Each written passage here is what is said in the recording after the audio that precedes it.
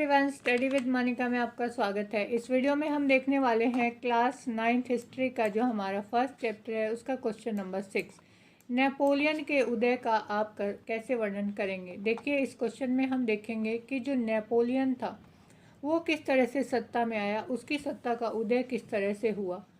इसकी शुरुआत हम करेंगे फ्रांसीसी क्रांति से। 1789 में फ्रांस की जो क्रांति हुई, उसके बाद जो राजतंत्र था उसको लोगों ने उखाड़ फेंका और 1793 में जो वहाँ के जो शासक था लुई 16वां, उसको भी फांसी पर चढ़ा दिया गया। उसकी जो पत्नी थी उसको भी फांसी दे दी गई।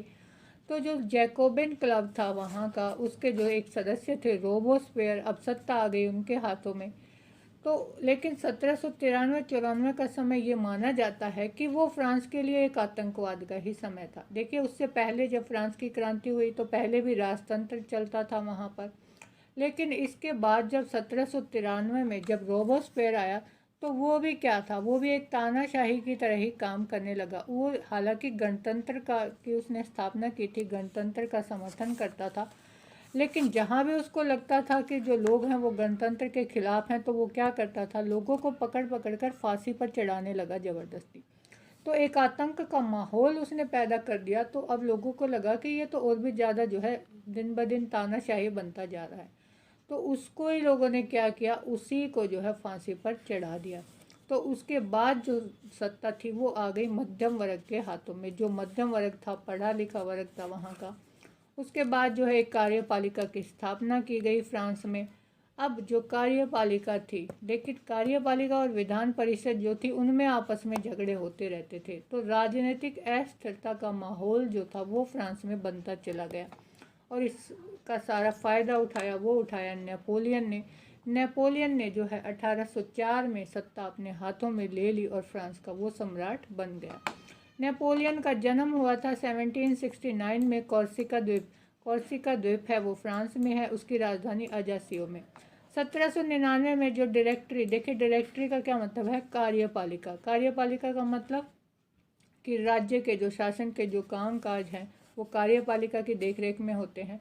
तो उसके शासन का अंत करके वो फ्रांस का प्रथम काउंसिल बना था और जल्दी ही उसने शासन की जो शक्तियाँ थी वो अपने हाथों में ले ली थी। यानी अब शक्ति जो थी वो किसके हाथों में केंद्रित हो गई थी, नेपोलियन के। 1793 से 96 के बीच फ्रांसीसी सेना ने लगभग संपूर्ण पश्चिमी यूरोप पर विजय प्राप्त कर ली थी।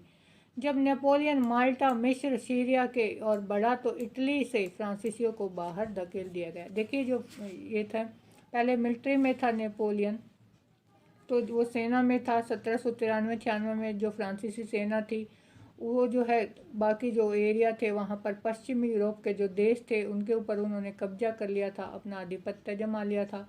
लेकिन जब नेपोलियन जो है वो माल्टा, मिस्र, सीरिया की तरफ बढ़ रहा था तो इटली से फ्रांसीसियों को बाहर धकेल दिया गया था। जब सत्ता पर नेपोलियन का कब्जा हुआ तो जो फ्रांस ने अपने खोए हुए भूखंड थे वो दोबारा से जो है उसने प्राप्त कर लिए। उसने जो है 1805 में ऑस्ट्रिया जो था उसको जीता। परसा जो था, ये जो है यूरोप के ही देश हैं, पश्चिमी यूरोप के, ऑस्ट्रिया, परसा। 1806 में उसने परसा पर आक्रमण करके उसको अपने आधिपत्य में ले लिया था और 1807 में रूस को भी हरा दिया था। देखिए, नेपोलियन जो है वो दिन ब दिन शक्तिशाली जो है होता जा रहा था। सभी देशों पर उसने विजय प्राप्त कर ली थी। तो अब जो सत्ता थी वो उसका केंद्र बिंदु था, सत्ता उसके हाथों में थी। समुद्र के ऊपर ब्रिटिश नौसेना पर फ्रांसीसी अपना प्रभुत्व कायम नहीं कर सके। इस प्रकार नेपोलियन जो है और उसकी जो वाटरलू में उसकी हार हो गई थी। इस प्रकार हम देखते हैं कि जो नेपोलियन है वो एक शक्ति उभर कर डायरेक्टरी की उसने जो है उसका जो है समाप्त करके जिस तरह से वो सत्ता में आया, उसकी सत्ता का उदय हमने देखा। तो इस तरह से नेपोलियन जो था उसका उदय हुआ। अब हम देखेंगे इस मैप में कि ये जो है हमारा वर्ल्ड मैप है, इसमें जो पश्चिम यूरोप के जो देश थे जहाँ पर उसने आक्रमण किया था। देखिए, यूरोप महाद्वीप ये है इधर, तो जो पश्चिम यूरोप के देश थे इधर जो है उसने जो है कब्जा कर लिया था, अपना सभी देशों को जीतता चला गया था। रूस के ऊपर जो है उसने अपना अधिकार जमाया था नेपोलियन ने। तो रूस हमको देखना है कि मैप में रूस कहाँ है। तो ये जो पूरा अब बड़ा सा क्षेत्र देख रहे हैं पूरा ग्रीन कलर में, देखिए बहुत बड़ा एरिया है रूस का, तो ये है रूस। तो मैप में आप देखते जाइए साथ साथ, जो भी आप क्वेश्चन करते हो तो कौन सा जो है देश कहाँ पर है, कौन से महाद्वीप में आता है, ये सब आपको याद रखना है।